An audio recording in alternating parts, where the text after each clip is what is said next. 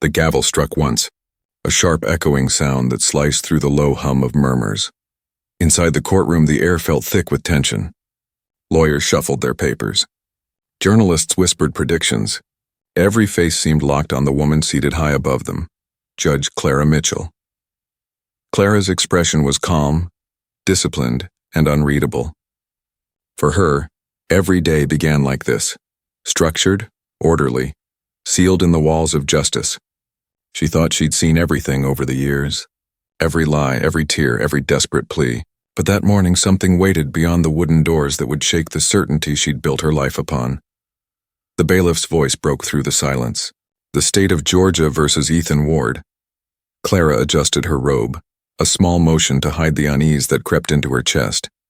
She scanned the documents before her. Charges: assault, robbery, resisting arrest. Her fingers tapped the desk unconsciously. A quiet rhythm of habit. Another name on a case file. Another life entangled in the system. But when the courtroom doors opened and she saw the man being led in with chains at his wrists and ankles, her breath caught it was him. Her heart froze. The man standing before her wasn't a stranger. He was someone she once knew, someone who had shaped her childhood in ways no one else ever had. Ethan Ward, her Ethan. The world seemed to blur around the edges. The years between them collapsed in an instant. Memories came like a flood. Summers spent chasing dragonflies by the riverbank of Savannah.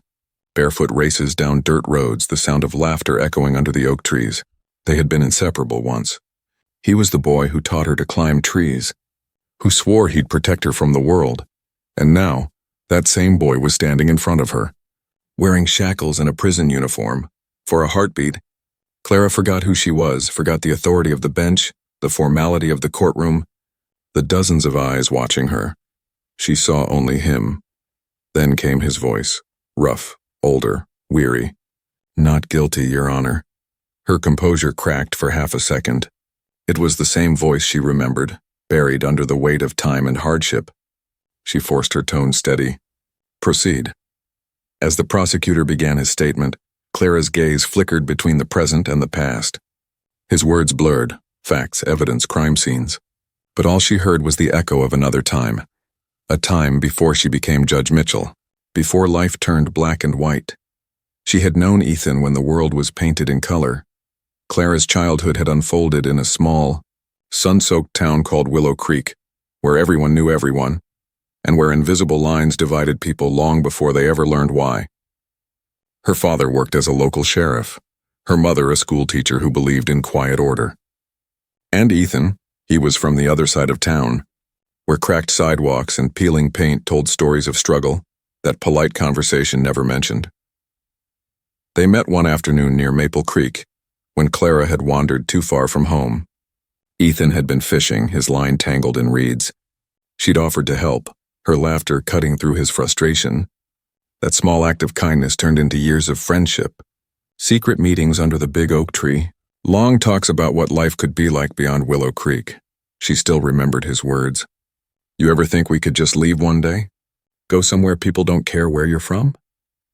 At the time she laughed, a child's laughter, bright and innocent. She hadn't understood the weight behind his question, but Ethan had. Their friendship was quiet rebellion in a town built on silent judgment. People whispered. Parents disapproved. And one summer night everything changed. Clara's father found them sitting on the porch, sharing a bag of roasted peanuts and dreams that were far too big for the town they lived in. "Inside, Clara," he'd said, his tone like ice. "Now." Ethan's eyes met hers, sadness flickering behind them. "It's okay," he said softly. "Go on. Maybe I'll see you around," but she never did. Ethan's family moved away that fall. Clara buried herself in books and ambition, chasing a future where she could make the world fairer. At least that's what she told herself. Law school, courtrooms, justice. Yet even as she rose higher, the memory of Ethan followed her like a shadow she could never shake. And now here he was again, not as a memory, but as a defendant. When the court broke for recess, Clara sat alone in her chambers. Her hands trembled slightly as she removed her glasses. She had presided over hundreds of trials, but never one like this. Her assistant knocked lightly. "Judge Mitchell? You seemed distracted today." I'm fine, Clara replied quickly, but her voice was thinner than she wanted it to be. Fine, a word that felt like a lie. As the door closed, she stared at the folder on her desk. Ethan's name stared back at her from the page. Assault, robbery, resisting arrest. She wanted to believe there was more to the story, that the boy she knew was still somewhere beneath the surface. But she also knew that justice demanded distance, even when the past came knocking in shackles. Outside, thunder rumbled faintly, and the weight of the storm mirrored the one in her heart. Tomorrow, she thought, she would have to face him again, not as Clara, his childhood friend, but as Judge Mitchell, the woman who might hold his fate in her hands. The next morning, the courthouse was heavy with anticipation. Reporters had gathered early, their cameras flashing as the crowd poured into the gallery. Everyone sensed that this case was different. No one knew why, but the air itself seemed charged with unspoken tension. Judge Clara Mitchell entered the courtroom with her usual calm grace, yet her pulse beat faster than she'd ever admit. She could feel the eyes of the room following her, unaware that the defendant before her wasn't just another case file. Ethan sat at the defense table, his posture stiff but his expression guarded. When their eyes met for the briefest moment, it was like the air disappeared between them. Clara forced herself to look away, setting the gavel down with a soft but deliberate motion. The prosecutor, Robert Gaines, a man known for his sharp suits and sharper tongue, rose from his seat. "Ladies and gentlemen of the jury," he began, his voice smooth and commanding. "This case is about accountability, about a man who walked into a store and attacked an innocent worker. Today we will show you the evidence that proves Ethan Ward's guilt beyond any doubt." Clara listened, her face composed, but each word struck her like a quiet blow. She tried to separate herself from it, from him, but the memories refused to stay buried. When the defense attorney, Samantha Reed, stood to reply, her tone was measured yet firm. "The prosecution will paint this as a simple case, but the truth is rarely simple. My client, Ethan Ward, has maintained his innocence from the start. We will show that there are holes in this story, inconsistencies that cannot be ignored. You will see that this case is not about guilt. It's about assumptions." A soft murmur rippled through the gallery. Clara's attention drifted to Ethan. His jaw was tight, his hands folded neatly on the table, as though he were holding himself together by force. The first witness took the stand, were a store clerk named Thomas Miller.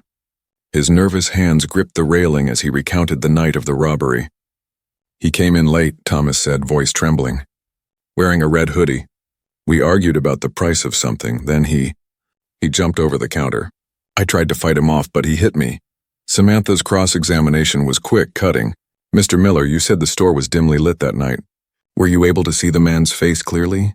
"Not really. It was dark. He had the hood up. So you can't say for certain that the man you saw was my client." Thomas hesitated, glancing toward the jury. I guess not for certain, no." A quiet shift of energy moved through the courtroom. Clara's chest tightened as she observed it, the slow flicker of uncertainty that could change everything. Then came the surveillance footage. Grainy, blurred, almost ghost-like. The screen showed a figure in a red hoodie entering the store, reaching over the counter, then vanishing in a blur of motion. Robert Gaines pointed toward the screen. "That's the defendant. You can clearly see the build and the timing matches the arrest." Samantha shook her head. "With all due respect, you can barely tell if that's a man or a shadow." "The footage proves nothing." Clara watched closely. She replayed the brief movement in her mind. The hesitation, the uneven stride, the way the figure's head tilted before vanishing from view. Something about it didn't sit right. When the recess was called, Clara returned to her chambers. She sat in silence, staring out the window. The rain had started again, streaking the glass in thin, wavering lines. She remembered Ethan as a boy, racing his bike down the muddy roads after a storm. He always looked back to make sure she was still following. Now he sat in her courtroom, fighting for his life. She couldn't ignore the question that pulsed in her mind. Had life shaped him into something unrecognizable, or had the world simply refused to give him a chance? The next session began after lunch. The tension felt heavier now, every word echoing like it carried weight. The defense called Officer Brandon Hill, the arresting officer. He took the stand with the confidence of someone used to being unquestioned. Samantha's tone was polite but edged with steel. "Officer Hill, you detained Mr. Ward 2 blocks from the crime scene, correct?" "Yes, ma'am. What led you to believe he was your suspect?" He matched the description. "Male, mid-30s, dark clothing." "Dark clothing," Samantha repeated, raising an eyebrow. "But the suspect was described as wearing a red hoodie. Did you find a red hoodie in Mr. Ward's possession?" Hill shifted. "No, but he could have discarded it." "Could have," she said quietly. "Did you search the area for it?" "No, we apprehended him quickly." "So, no weapon, no red hoodie, no money from the register was found on him?" "Correct." "Then what physical evidence do you have linking him to this crime?" The officer hesitated. "None," the jury stirred. A whisper rippled through the room. Clara's pulse quickened. She felt something shift, not just in the case but in the air itself. Doubt had entered the courtroom, and once it did, it never left easily. Ethan sat motionless, his hands trembling slightly on the table. For the first time, Clara saw his eyes meet hers again. There was pain there, but also something else, a quiet, desperate hope. The cross-examination ended, and the judge called for a short break. Clara rose from her bench, her robe whispering against the floor. She stepped into her chambers, closed the door, and pressed her palms against the desk. She could hear the faint murmur of voices outside, the shuffle of movement, the hum of rain. For years, she had believed the courtroom was sacred ground, a place where truth rose above emotion. But standing there, she began to wonder if truth could ever survive without the heart behind it. Tomorrow, the defense would continue. More witnesses, more questions, and maybe finally answers. But deep down, Clara knew the hardest truth of all. No matter how this ended, neither of them would ever walk away the same. The following morning arrived gray and heavy, the kind of day that felt as if the sky itself carried the weight of what was about to unfold. By the time Clara entered the courtroom, the benches were already filled. The low murmur of anticipation rolled through the room like distant thunder. Everyone knew the defense would begin presenting their most crucial evidence today, and the entire town seemed to hold its breath. Ethan sat quietly at the defense table, his chains removed for the proceedings. His eyes were focused on the polished wood surface before him, as if it could somehow anchor him against the storm around him. When Clara took her seat, their eyes met again, only for a second, but in that single second, she saw the boy he once was, the boy who used to promise her the world from beneath the old oak tree. Samantha Reed rose from her chair and faced the court. "Your Honor," she said clearly, "the defense would like to call an expert witness, forensic analyst Dr. Henry Collins." A man in his early 40s stepped forward, neat suit, calm demeanor. He swore the oath and took the stand. Samantha approached him with quiet confidence. "Dr. Collins, you've had the opportunity to review the surveillance footage presented by the prosecution, correct?" "I have. And what were your findings?" The analyst adjusted his glasses and leaned toward the microphone. "Upon close analysis, I found inconsistencies. The timestamp in the corner of the video was altered. In fact, it shows evidence of digital editing. The frames near the end have been cut or corrupted, suggesting tampering." A wave of murmurs spread across the gallery. The prosecutor frowned. Samantha nodded slowly. "To your expert eye, Doctor, can this video be considered reliable evidence?" "No, it cannot." The silence that followed was electric. Clara's gaze flickered toward the jury, reading their faces. Uncertainty, curiosity, doubt. It was all there now, glinting like cracks in the surface of a frozen lake. Robert Gaines rose for his cross-examination. "Dr. Collins, surely you're not suggesting the police department intentionally altered evidence?" "I'm suggesting only what the data shows," the analyst replied evenly. "The footage cannot be verified in its current form." Gaines's jaw tightened, but he pressed no further. The damage was done. When the witness stepped down, Samantha glanced at Ethan, giving him a small nod. "We call Ethan Ward to the stand." The sound of the courtroom shifted again. Chairs creaked. Someone whispered too loudly. A camera clicked once before being silenced. Ethan rose and walked to the witness stand. He looked older in that moment, though not from years. From carrying too much for too long. He placed his hand on the Bible, swore his oath, and sat down. His hands were steady, but his voice trembled slightly as he began. "I know what people think when they see me," he said softly. "I've been fighting that since I was a kid. Fighting the way people look at me, talk about me, decide who I am before I ever open my mouth. He looked at the jury, his gaze calm, but cutting through the air like truth itself. But I didn't do this. That night I was walking home from a friend's house. I was tired, I was cold, and then suddenly I was surrounded by lights and shouting. They said I fit the description. I told them they were wrong, but they didn't want to hear it. Samantha stepped closer. Ethan, do you have any history of violence? He shook his head. No, ma'am. I've made mistakes, small ones. But I've never hurt anyone. Not like this. What was the first thing you thought when you saw who the judge was? Ethan hesitated, then looked up at Clara. I thought fate was laughing at me. A small, bitter smile tugged at the corner of his mouth. I thought, maybe this is my punishment for every choice I made wrong. Seeing her again, after all these years, it reminded me who I used to be. For a fleeting moment, the courtroom seemed to fade away. Clara sat frozen, her heart heavy. Every wall she'd built to keep her emotions in check began to crumble, but she didn't move, didn't speak. Her expression remained neutral, but her eyes betrayed the storm inside. Ethan continued. I lost my way after my family moved from Willow Creek. Jobs came and went. People came and went. I tried to stay clean, but once the world puts a label on you, it sticks. I guess I stopped trying to fight it for a while. He paused, his voice breaking. But I didn't do this. I swear to you I didn't. The courtroom fell into a deep silence. Even the air felt still. Clara could hear the faint ticking of the clock on the far wall. Robert Gaines stood for his turn. Mr. Ward, you say you didn't do it. Yet you were arrested 2 blocks from the crime scene. Isn't that a coincidence? Ethan met his stare head on. Maybe it is. But being in the wrong place at the wrong time doesn't make me guilty. It just makes me unlucky. Gaines leaned forward slightly. And your friend, the one you claimed to be visiting, refused to testify. Why would an innocent man's alibi be too afraid to speak? Ethan took a long breath. Because around here, speaking up for someone like me can cost you more than your peace of mind. Gaines stepped back, frustration shadowing his face. No further questions. When Ethan returned to his seat, the room seemed to hold its breath again. Samantha's final witness was a surprise. She called Maria Torres, a community volunteer who had worked with Ethan at a local food drive 2 weeks before the incident. Her testimony was quiet but firm. Ethan had been trying to get steady work, volunteering, staying clean.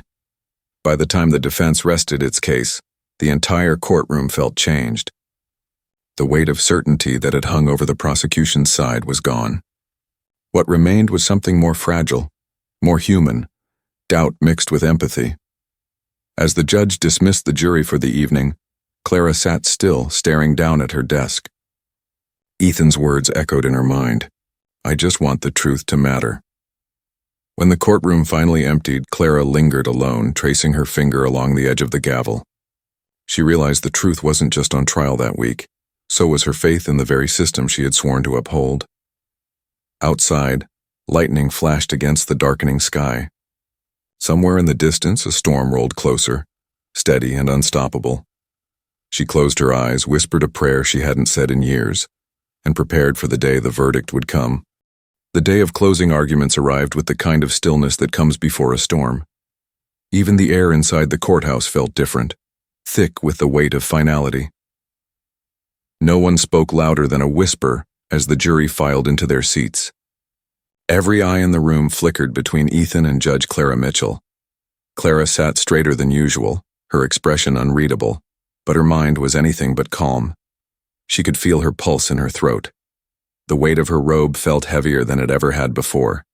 She knew whatever happened next would leave a mark on both of them that would never fade. Robert Gaines rose first, smooth as always, his polished shoes clicking against the floor.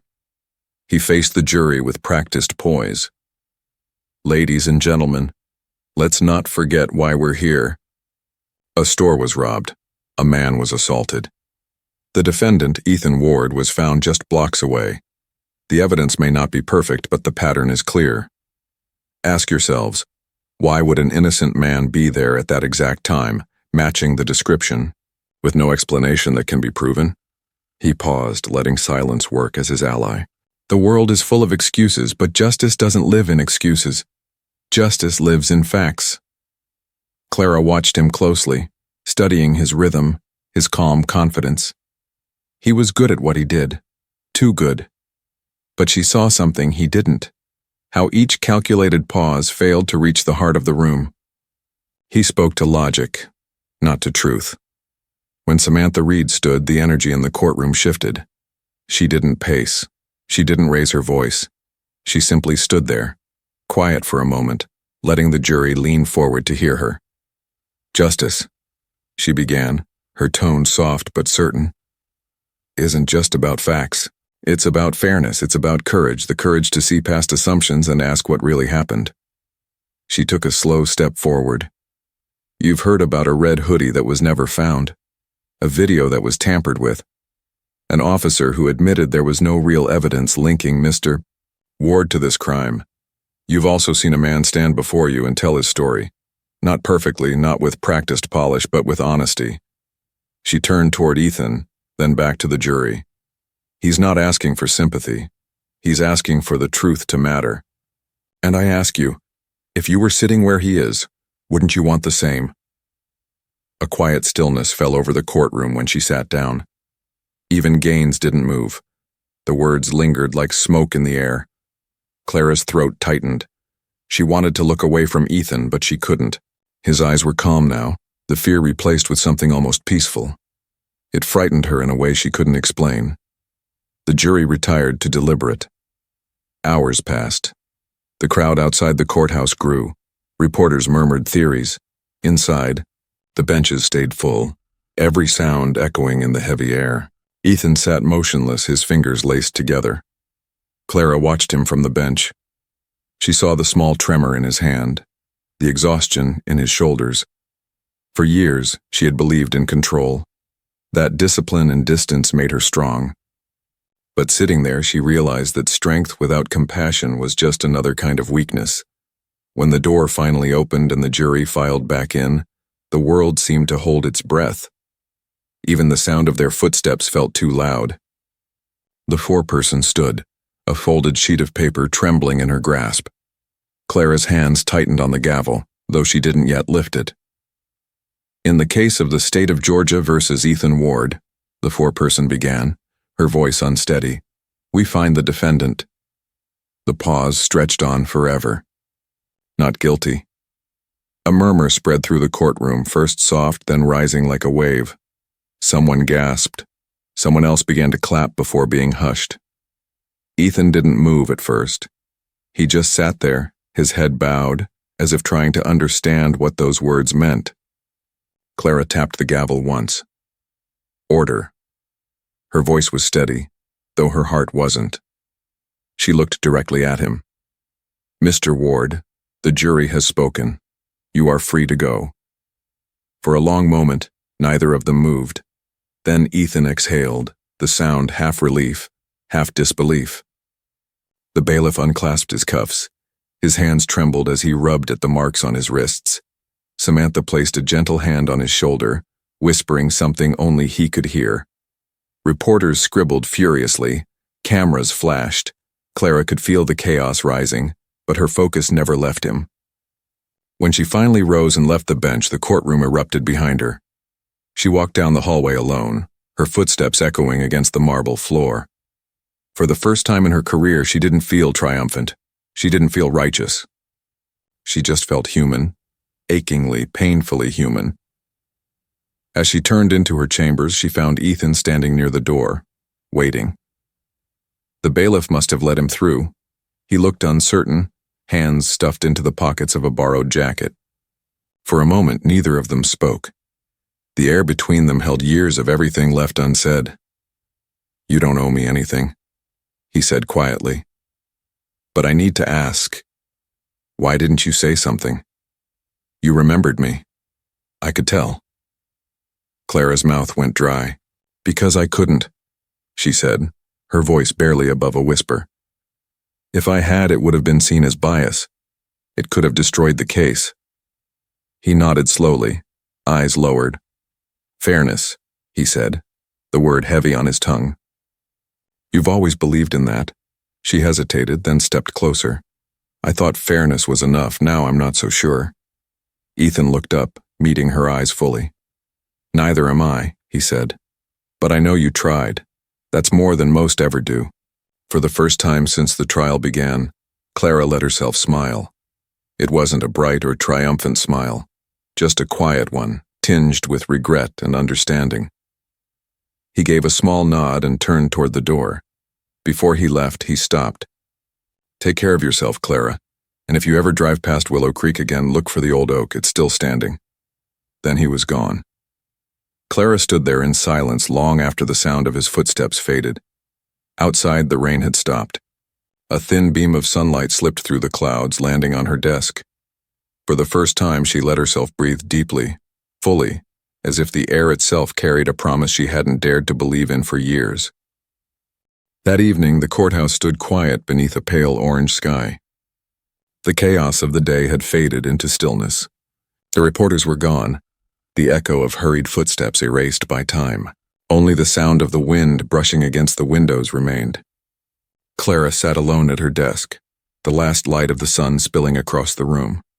The file that once bore Ethan Ward's name lay open in front of her. The pages were marked with notes, signatures, and official stamps, cold evidence of a system that had nearly crushed a man she once called her friend. Her eyes drifted over the lines again, but she wasn't really reading. She was thinking of the years between them, of the distance life had built, not just in miles but in choices. She thought of all the times she had told herself she became a judge to make a difference, to deliver justice. But somewhere along the way, justice had become paperwork and procedure. Truth had become something to be debated instead of discovered.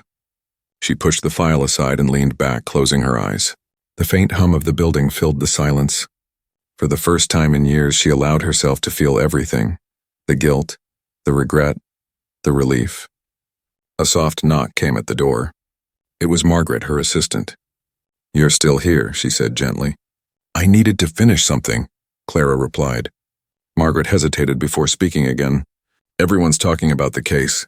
Some say it's one of the most powerful verdicts they've ever seen." Clara smiled faintly. "Powerful isn't the word I'd use. What word would you use?" She looked toward the window, where the first evening stars had begun to appear. "Necessary." Margaret nodded, quietly understanding, and left her to the silence. Clara stood and walked toward the window, her reflection faint in the glass. Somewhere out there, Ethan was free, maybe walking down a quiet street, maybe watching the same sunset. She imagined him stepping into the world again, no longer defined by the mistakes of others or the weight of false accusations. For the first time in a long while, she allowed herself to hope. She thought about what he'd said before leaving. "Look for the old oak. It's still standing." And she knew exactly what he meant. The next weekend, Clara drove back to Willow Creek, a town she hadn't seen in over 20 years. The roads were narrower than she remembered, lined with trees that seemed older, wiser. The air carried the same scent of summer grass and river water. She parked near the creek, where the dirt path wound down to the clearing that had once been their secret place. And there it was, the oak, still tall, still strong, still rooted where time had tried to forget it. She stepped closer, running her hand along its rough bark. The years seemed to dissolve around her. She could almost hear the laughter of two children echoing through the warm air, feel the rush of freedom that came with believing the world could be kind.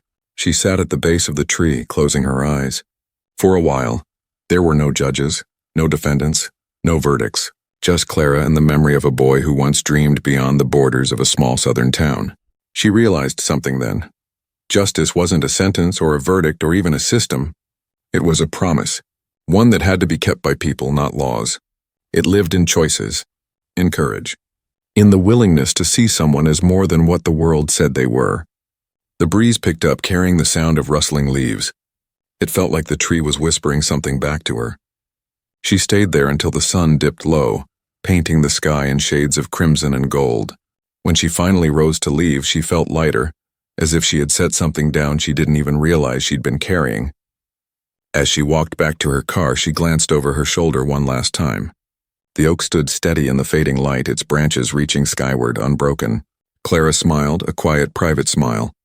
Then she whispered, "Thank you, Ethan." When she drove away, the road stretched before her, winding but clear. For the first time in years, she wasn't chasing justice. She was living it. And as night fell across Willow Creek, the old oak swayed gently in the wind, keeping its silent watch over the memories it refused to let die. The story was over, But something far greater had begun. An awakening in the heart of a woman who finally understood that true justice starts when the heart remembers what it means to be human.